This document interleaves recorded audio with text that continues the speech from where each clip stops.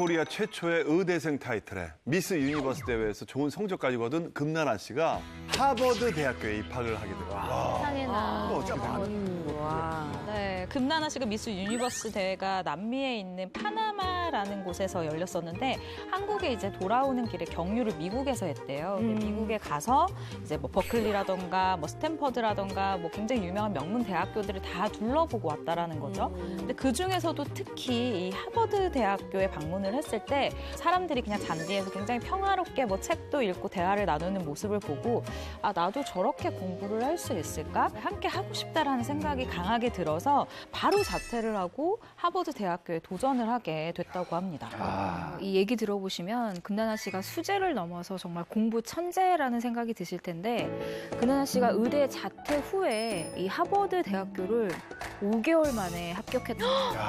수능도 5개월 만에 다시 보기 힘든데. 네, 근데 합격한 곳이 하버드뿐만이 아니라 또 다른 명문 대학교 있잖아요. 매사추세츠 공과대학교에도 동시에 합격을 했다고 합니다. 하지만 금나나 씨가 이 로망이 하버드 대학교여서 하버드 대학을 선택을 했고요. 생물학을 전공했다고 합니다. 그 저는 또 궁금한 게 있는데 우리 금나나 씨가 미스 그거 뭐죠? 그거 뭐죠? 미스 퍼스널티. 예, 미스 퍼스널티 이 상을 받을 만큼 뛰어난 영어 실력을 갖췄지만 이 22살 어린 나이에 미국에서 유학 생활하기에는 어려움이 많았을 것 같은데. 우리나라랑 좀 달리 외국 대학의 특징 중에 하나는 입학보다 졸업이 더 어렵다고 그러거든요. 학교 학업을 따라가는 게 힘든데 일단 그 안에서도 수업을 들을 재량이 있는지 레벨 테스트를 하는데 어학 레벨이 10이었다는 거예요. 10레벨. 10이면 만점 아니에요? 만점은 200입니다. 만점이 200인데 200이 최저고요. 10에서 시작해서 200까지 있는데 10에서 50 정도는요. 거의 학부생을 어학을 새로 배워야 되는 그 정도 수준이었다고 하고요. 한국 학생 중에서 10레벨을 받은 건 금나나 씨 외에 단 한 명만이 있었다고 합니다. 영어 대화를 아니면 뭐 수업을 들을 정도의 실력으로 입학한 게 아니었네요. 네, 이렇게 하버드 대학교 입학 당시에는 정말 최저 레벨을 받은 이 금나나 씨가 첫 학기를 마치고 어떤 성적표를 받았는지 궁금하지 않으세요? 딱히. 정말 그래도 영어 때문에 레벨. 힘들지 않았을까? 레벨 5레벨 정도 되지 않았을까요? 이분이 첫 학기 성적표에 전 과목 올 A를 받았어요. 올 A. 그러면 처음에 못한 척한 거 아니에요? 그렇게 단기간에 그렇게 할 수가 있나? 심지어 신입생 성적 상위 10% 이내 우수 모범 학생들에게 주는 이 뒤투어상 그리고 존 하버드 장학금까지 장학금? 받았던 아주 수재입니다.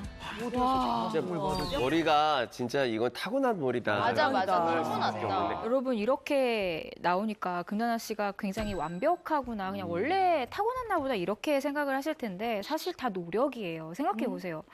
영어권 나라에 처음으로 공부를 하는 거니까 강의가 전부 다 영어인데다가 전문 용어가 많잖아요. 그렇죠. 그래서 금나나 씨도 사실 처음에는 1도 못 알아들었다고 해요. 그래서 생각했던 방법이 그 강의를 녹음해서? 녹음을 해서 통째로 녹음을 해서 그것을 계속 처음부터 끝까지 반복해서 듣는 거예요. 와. 그래도 몰랐던 내용들이 있었대요. 그러면 이제 룸메이트한테 물어보거나 지나가는 학생을 붙잡고 물어봤다고 해요. 그 정도로 이 녹음기를 들고 다녔던 거죠. 대단한 매력이죠. 금나나 씨의 공부 열정은 말이죠. 하버드 대학교 졸업 후에도 계속됩니다. 2010년도 미국 콜롬비아 대학교 대학원에 진학을 하면서 영양학 석사 학위를 받았고요. 더 놀라운 점이 있습니다. 같은 해에 전액 장학금을 받는 조건으로 하버드 대학교 보건대학원에 입학해 박사 학위까지 받은 초초초 엘리트라는 사실이야. 전액 장학금을? 예. 진짜 엘리트네요. 그래요. 제가 아이들 둘을 유학을 보낸 그러니까요. 경험이 있잖아요. 가게가 한 3개는 그것 때문에 접은 것 같은 느낌. 한 학기 등록금이 눈코 뜰 새 없이 돈을 벌어서 그걸 모아서 보내야 되는 거여서 사실 유학생을 둔 부모님들이 진짜 유복한 가정도 있겠지만 그냥 평범한데 아이들이 공부하고 싶다고 해서 보내는 경우가 있잖아요. 그러면 돈을 붙여야 되는 날짜가 다가올 때 그 막 초조감 이게 말로 표현 못합니다. 그리고 월세 같은 거 먹고 자고 해야 되잖아. 같은 데는 그게 또 돈이 엄청. 그리고 뉴욕은 밥값도 비싸요. 맞아. 뭐 떡볶이 하나가 $20가 넘어요. 생활비도 떡볶이가? 그럼요. 20달러? 예. 금나나 씨 부모님도 그러니까 이게 굉장히 힘드셨을 텐데. 예. 얘기하신 것처럼 이 명문대 진입이라는 게 경제적 지원 없이는 사실 요즘 같은 세상에서는 거의 불가능에 가까운 것 같아요. 이 금나나 씨가 대단한 이유가 사실 금수저가 아닙니다. 저희가 예전에 그 개천에서 용났다라는 얘기 많이 했잖아요. 약간 거기에 가까운 케이스이거든요. 근데 금나나 씨 같은 경우는 환경 조성이 조금 잘 되어 있었던 것 같아요. 부모님이 두 분 다 교사시거든요. 이 금나나 씨 부모님이 금나나 씨의 고향인 이 경북 영주에서 오랫동안 교직 생활을 하셨어요. 근데 아버지께서는 중학교 체육 교사이시고 어머니께서는 중학교에서 가정 과목을 가르쳤다고 해요. 근데 과목이 딱 되게 공부를 할 수밖에 없는 가정 분위기였을 것 같지 않아요? 네. 일단 금나나 씨 어머니가 아주 확고한 교육 철학이 있었는데 딱 두 가지를 지켰다라고 해요. 첫째, 아이가 잘하는 것을 관찰해서 이것을 키워줄 것. 두 번째, 부모에게 의지하지 않고 스스로 자립하도록 키울 것. 이 두 가지를 철저하게 지켰다고 하는데 이 두 가지를 워낙에 스스로도 지키다 보니까 굉장히 오해를 받는 황당한 해프닝도 있었다고 하거든요. 다름 아닌 담임 선생님으로부터 어머니 아이에게 너무 무관심하신 것 같아요. 라는 이야기를 들었던 적이 있다고 합니다.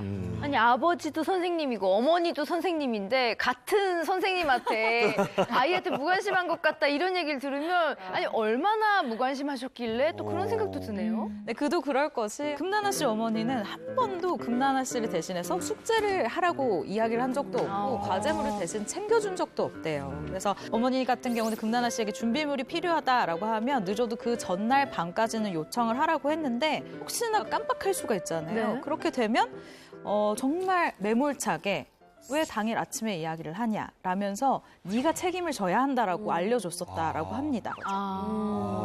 공부 잘하는 사람들이 이런 얘기 많이 해요. 공부는 엉덩이로 한다라고 해요. 오래 한 자리에 붙어 앉아가지고서는 공부하는 사람이 오래 한다는 얘기, 잘한다는 얘기인데 아버지가 체육교사 출신이거든요. 그래서 금나나 씨의 생활 습관과 체력을 굉장히 중시했다는 거죠. 그래서 금나나 씨가 하버드 가서 아버님의 가르침을 되새기면서 세네시의 러닝머신을 뛰었다고 합니다. 예? 그래서 하버드에서 친구들이 하버드 체대라는 별명까지 붙여줬대요. 아니 진짜 너무 말도 안 되는데요? 자기 캐릭터. 그 시간에 자도 잠이 모자란데 러닝머신을 아니잖아요. 뛰다니요. 그래서 금나나 씨는 이제 미국에서 생활을 계속 안 하시고 왜 한국으로 돌아오신 거죠?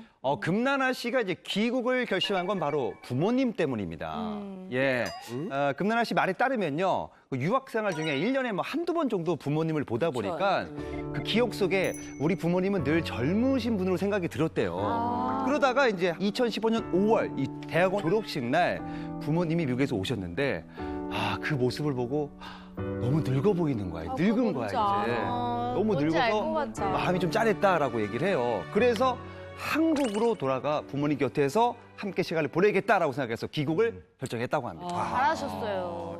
근데 한편으로는 금나나 씨가 올해 벌써 38입니다. 별로 많지도 않고. 미혼이에요. 어때요? 요즘에 다 뭐. 아니 근데 삼수원 씨 저희야 몇 살에 그렇게 결혼했죠? 생각하는데 삼수원 씨 몇 살에 결혼했죠? 만 3시요. 근데 뭘 얘기를 해요? 어때요? 아니 근데 목소리가 작아지시. 제가 말씀드릴게요. 이게 우리야 그렇게 생각합니다. 우리야 금나나 씨가 너무 좋고 그런데 부모님 입장에서 생각을 빨리 해요. 봤으면 부모님 입장에서 내 딸이 38이면 아무래도 걱정하는 게 있어요.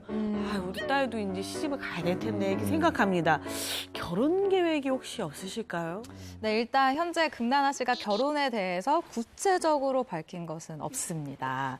하지만 금나나 씨가 이상형에 대해서는 이야기를 한 적이 있는데요. 이 이상형에 대한 이야기가 조금 특이해요. 누굴까요? 좀 한번 준비를 해봤어요.